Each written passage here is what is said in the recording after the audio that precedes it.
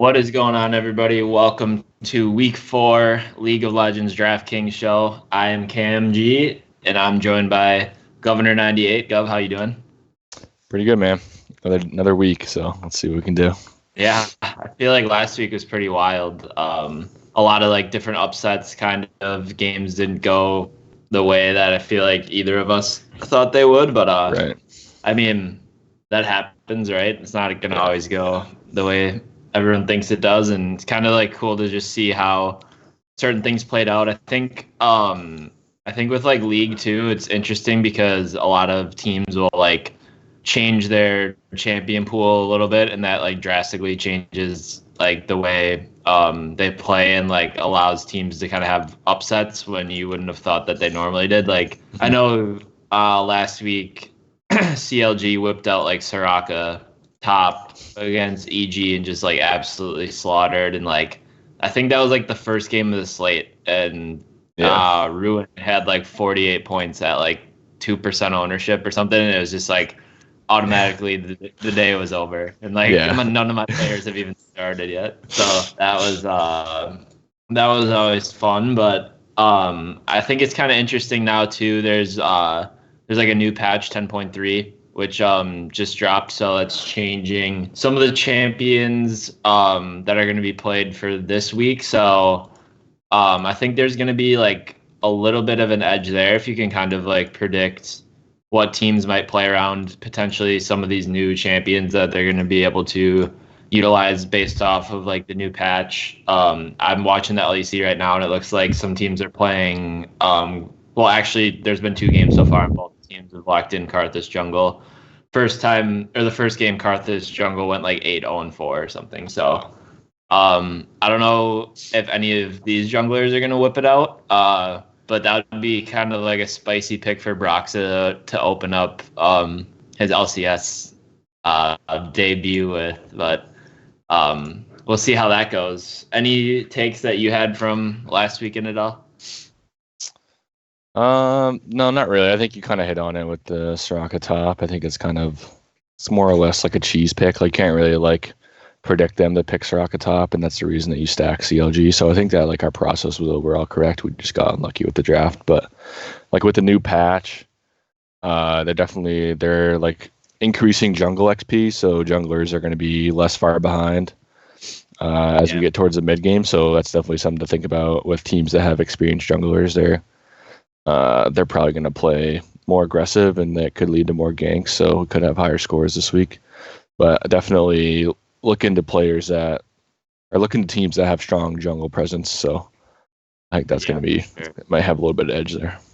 Yeah, touch on that too. Brox is coming back in for Team Liquid this week. They've been really struggling. TL though also with picking like Senna on double lift. That's probably gonna end as Senna got nerfed in terms of like being an AD. So he'll be on a more like DPS champ, which is gonna be good for them, I think. And then they got a pretty decent matchup this week as well. So I look for TL to kind of. I'd be shocked if like they kind of stunk again this week. Like, I don't know. They get their jungler back, who's going to be better than Surenfire for sure. Like way more presence in lane, and then double lift won't be on like a heal support champion. He'll actually be like putting out damage. So we'll see how that goes. I don't know. I'm trying to think. Looks like Yumi's been picked twice now in the LEC as well with this new patch.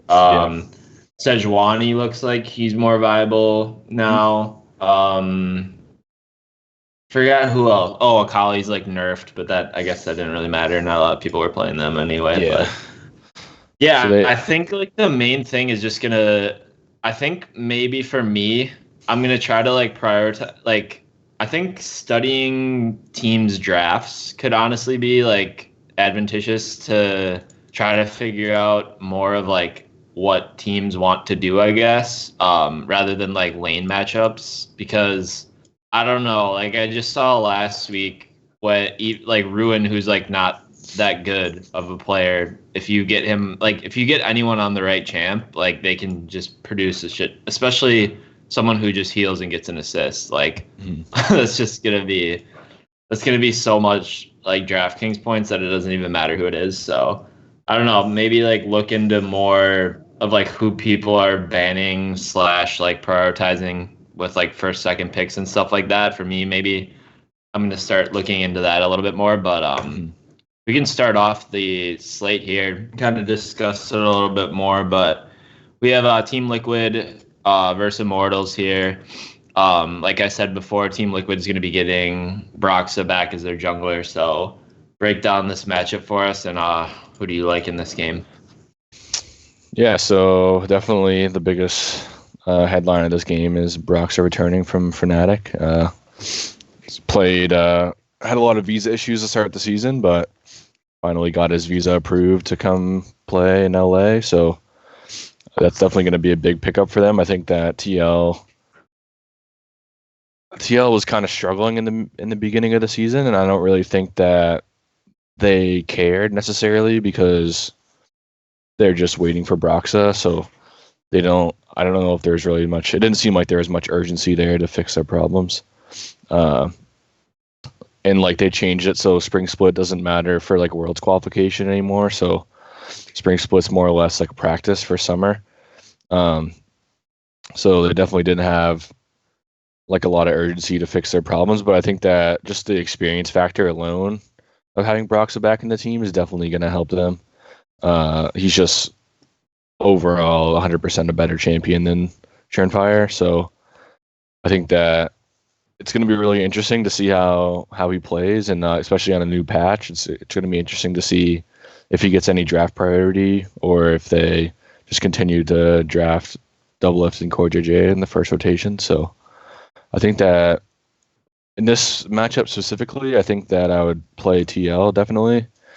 I kind of want to be ahead of the curve on the whole Broxa coming back into the lineup. I think that IMT's kind of been playing over their head more or less. Like they've won way too many games to start the season. So I just think that they're not as good as their record says. And I think that especially TL's laners can exploit like the lack of talent that's in the IMT roster. So I think I would stay on the bottom lane. Like I think Doublelift is like pretty underpriced in my opinion. Like I think he should be easily above Stixxay and maybe closer to Sven. He just has 50 point upside in every matchup, so I think I like that. And then going over to like supports, CoreJJ is the top support, but I think that's pretty reasonable price for him. I would expect him to be closer to like 6K. So I kind of like that stack, and then I don't mind adding Broxa into it because I think that he's going to have a pretty good game here. I don't know if I would necessarily stack IMT. I think there's a lot more better like cheap exposures you can get. So I think I would stay away from IMT, but I think I'm going to go back to the well and TL, and hopefully that they can pay off. Yeah, I like TL too. Probably just like I don't mind the impact either. He's 6'4". We'll have to see, but I agree. Like I think Doublelift this week is gonna. I mean, like you said, there's no urgency to like do well, but at the same time, they just got swept last weekend, and I'm sure Doublelift like didn't have fun getting swept while playing Senna. Like I just had to have been. I feel like he just felt like he was just useless, and like he just like didn't care. And like just watching the game, like he couldn't really do anything because he would like try to put out damage, but it's just like so slow, and they were already behind as like a team by themselves, and it was just tough to watch. So I feel like in this game, like if they're drafting, he'll either get on like Aphelios or Xayah or something like that, and just be able to like deal out a ton of damage. So I think this is a bounce back spot for him for sure. Gonna be really interested to like see how Broxa just plays, I guess. Like I'll take a shot on him for sure, but I definitely have a lot of interest in this week, and I'm not gonna. I mean, if you don't like TL and like you don't think they're gonna bounce back, then by all means play Immortals. But I wouldn't do that. Next game, C9 versus TSM. What do you like? These two teams. Yeah, so this is kind of like the game of the season so far. Like TSM's a 4-game winning streak, and obviously C9's undefeated. So I think that this is going to be really interesting. I think it's going to be pretty even. I think I'm gonna. I don't know. Just me like looking right now. I kind of want to like. My initial reaction is to like fade this game and hopefully it doesn't blow up. I think that C9 is definitely like, or at least some positions are pretty underpriced. Like I think Niski's pretty cheap, even though he's going against Bjergsen, who's even cheaper actually. Like TSM's like, if they're facing anyone other than C9, I'd be 100% locking in TSM like the whole team. But the only reason they're that cheap is because they're going against C9, and I'm not sure I want to play anyone against C9 right now. They just look like a totally another level on compared to the rest of the league. So like, I think that I'd just play TL over either of these two teams, and then I would just hope that this game isn't 2020. But I really don't see that happening. I think it'd be a more controlled game. Like teams are gonna like ward and get positioning versus like running in and trying to ace the other team. I think that's going to be like more of like a macro style game, not much of a kill fest. Like I think I'm just going to try to fade right now. At least that was my initial reaction when I started looking at the slate. I'm just going to try to fade this game, and then hopefully I can just live. Do you like? I see kind of C9 just the way they've been playing. Like they seem like they control like the map and have like really solid strategy, just like overall. And I feel like TSM just is, I don't know, like I feel like TSM never like forces the issue that much. So like if C9's like in control of the map, I feel like TSM is just gonna play like pretty passive, and like I feel like they'll just let them like slowly just get towers, and like C9 might pick off a guy or two like eventually, but I feel like if C9's able to get like a pick or two, then like TSM will just back off and they'll just like slowly give towers, and then like C9's gonna win. So I mean, that's how I thought the game is gonna go, because I just feel like I watched like TSM sometimes, and they'll like if they get down against like a better team, it seems like they'll play like more passive and less like in control of the game and be less aggressive. But I don't know, I could be wrong. But I'd favor C9, but yeah, like they're not my favorite, but it's not like I don't like hate any of these guys. I just see it being more of like a slower pace, kind of like methodical game, and C9 wins. I don't know. Yeah. Yeah, I agree with that. I just think that like there's way better spots, and like TSM has been kind of more proactive. Like they put Broken Blade on Kiana, and they're kind of like letting him play and just letting him like go off. But I just think that C9, like you said, is too good at macro. I don't know. We'll see. I guess it's gonna be a really good game. Like I'm really like looking forward to watching it, but I just think that I'm gonna let it go right now. As of right now, like TSM's like good against weaker competition. Like they played EG, CLG, Dig, and GG, but like I just feel like they're more passive when they have to play like better teams. I don't have any like thing like to back that up. I guess I just feel like I've watched like a lot of their games in the past like year, and I don't know what it is, but I just feel like that's what happens. Where like if they play like a team that they feel like they're better than, they'll be like super aggressive. But if they're playing like a TL or like a C9, like they'll play a little bit more like passive and less aggressive. But I could be wrong. Next game is Golden Guardians versus CLG. Golden Guardians kind of pretty well last time. Who do you like in this one? Yeah, so like the short answer is I really like GGS or Golden Guardians. I just think that they're way too cheap in my opinion. Like Haunter is 5-2 going against Ruin, and Ruin's 6-8. Like I just don't think that the only game Ruin's actually played like decently well is the Soraka game, and I just don't think that he can play other champions well. Like, I don't know. I mean, like the only game I was impressed by him was the Soraka game, and like the only other team in the LCS that's played Soraka top is GGS. So like I think that either they're not worried about it and they have a counter pick, or they can pick it away from CLG, or they can ban it. Like I don't see like another route to CLG like beating someone, at least right now. I just don't know what's going on with them. Like they just haven't been playing well. And I don't really understand the price increase right now. Like they lost 4 games in a row and then beat EG and then lost to Immortals, and now they're like the second highest priced team on the slate for like no reason. Like GGS just beat TL on Monday night, and they're playing pretty decently. So it seems like a misprice to me. I don't know. Maybe the algorithm knows all, but I think that I'm definitely going to sit on the GG side right now. I just think that they allow you to get in so much more in your roster than anyone else, and I think that they have the best chance to win. Like out of 100 Thieves, Dig, IMT, like GG, I'd take GG over CLG over all of those teams.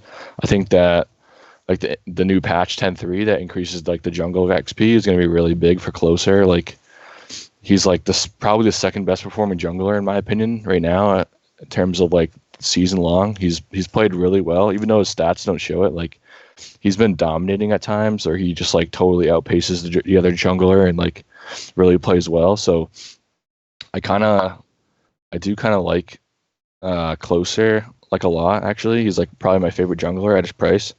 Like he's 6'2" or he's 6'4", like that's way too cheap. And then like Haunter, if you have him and Haunter in your lineup, you can pretty much get whatever else you want.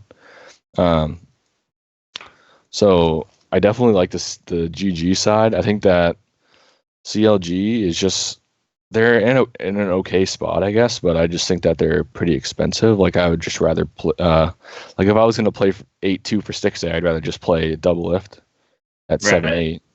I just don't see like, and you couldn't pay me to play Ruin at 6-8. I have no idea why he's that expensive. Like it doesn't make any sense to me why he's more expensive than Licorice and Impact. So I don't know.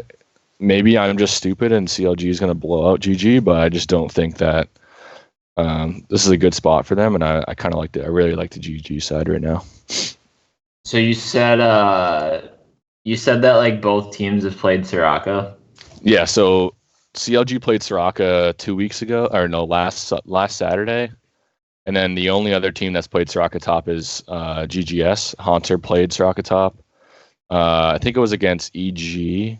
Yeah, it was against EG because like I remember I had like the nuts that day, and I think I had like Golden Glue and Closer, and then like they picked Soraka top and they just had no damage, and then they lost to maybe it was IMT. I think they lost to IMT.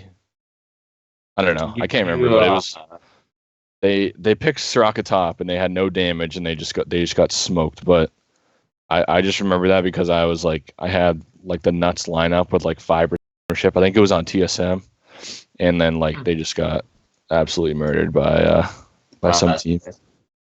Yeah, so I was just wondering like if that pick's gonna be open, that could be interesting. Like if both of them aren't gonna ban it, but it's just so stupid. Like in terms of draft, like I'm just talking like in terms of draft. It's stupid like when you're actually playing the game too, because like I was in like bottom lane last weekend or something, and like I would just I would try to like try to like go in like I was ahead, and then next thing you know they're just like 3/4 health again, and I'm like, how does that happen? But and then like in terms of DraftKings, if you're just gonna get like points for just clicking a button to like assist someone, like it's just kind of broke in terms of that too. So I don't know if you think like there's a better chance of like that getting picked in the top lane too, then like that's super interesting in my opinion, or just like getting left open, I guess. But like I think that there's way more options.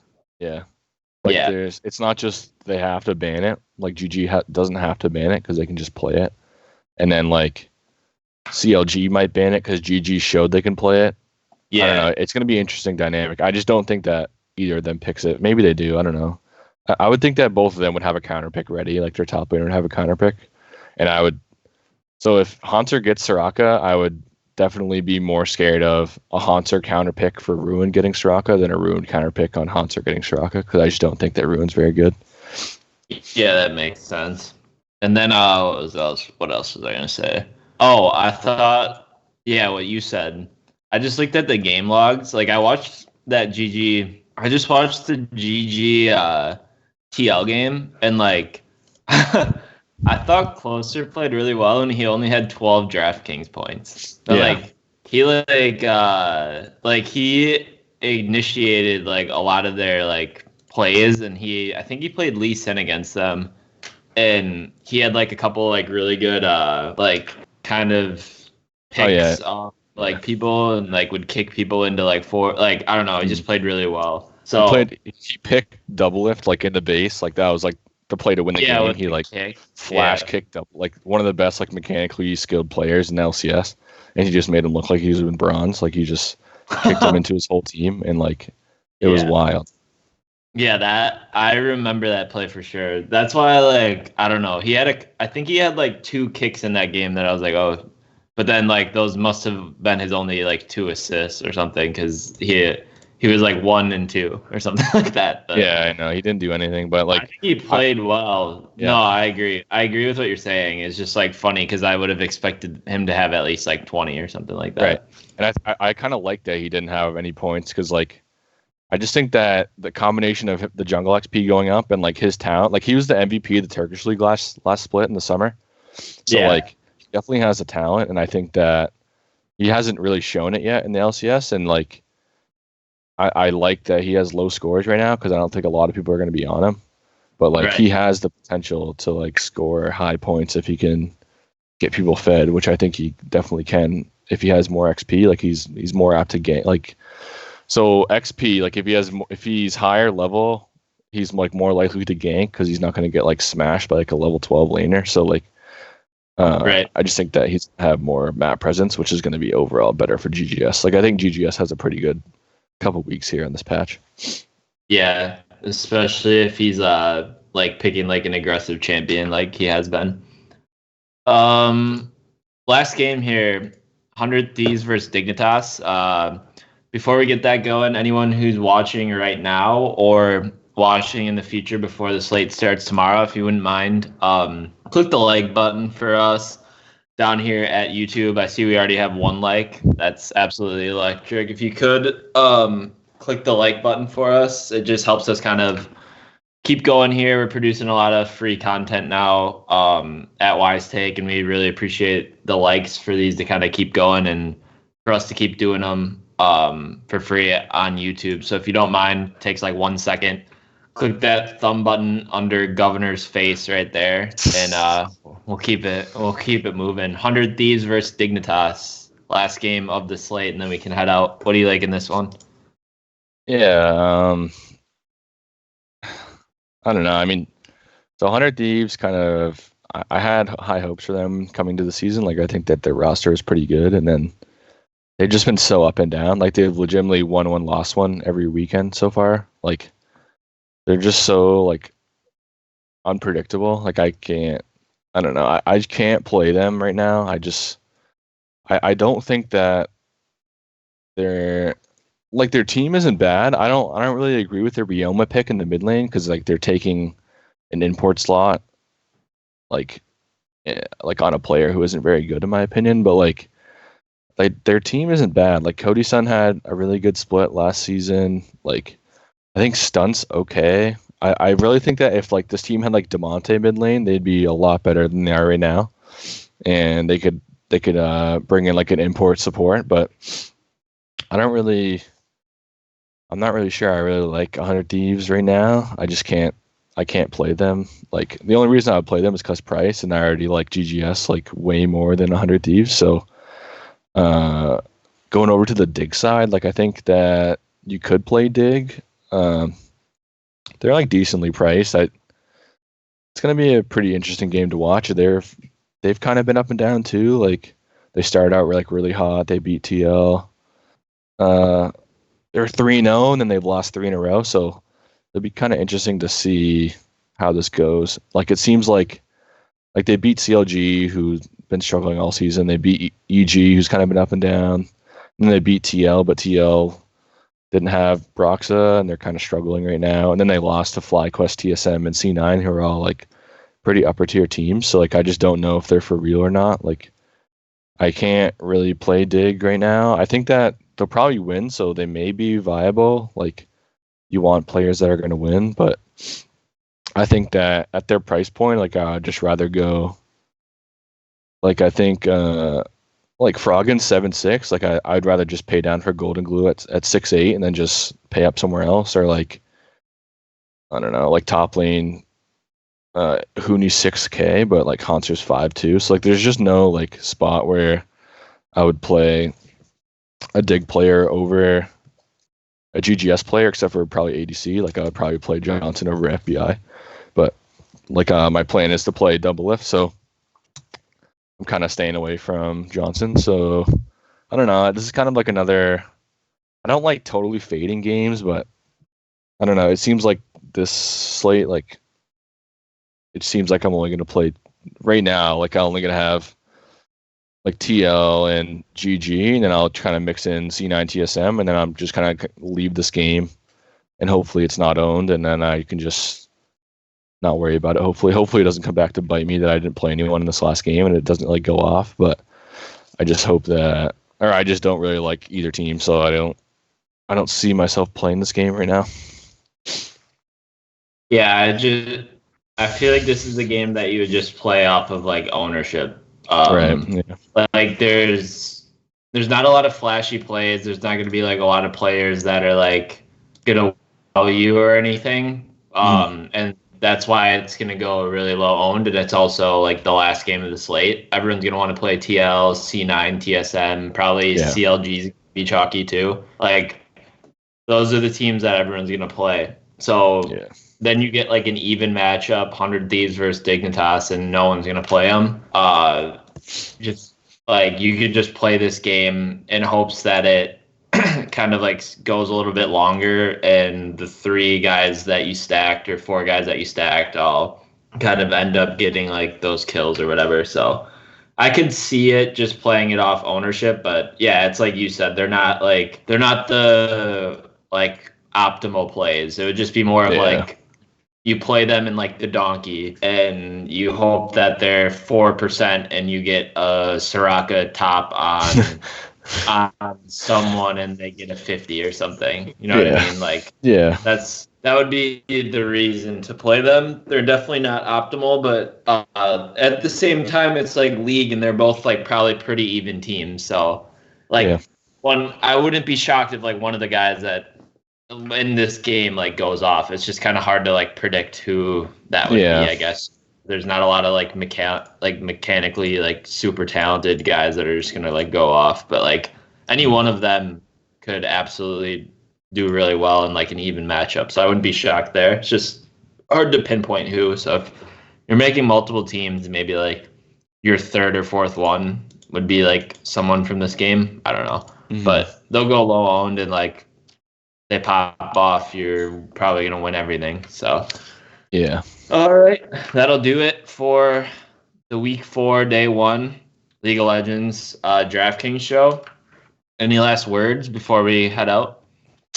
No, I would definitely just keep an eye on the TSM C9 game. I think that's going to be like one that's going to shape the rest of the season. It's definitely like it could come down to this matchup again in the second round robin in the second half of the season. So like, it's definitely one I'll be interesting. It'll be really interesting to watch and see who comes out on top in that one, but that's it. That's all I got. Yeah, that'll be a fun game to watch. Probably like the premier matchup of the weekend for sure. So definitely. Yeah. All right, we'll end it on that. I'm KamG. That's Governor. Good luck this weekend. We're out.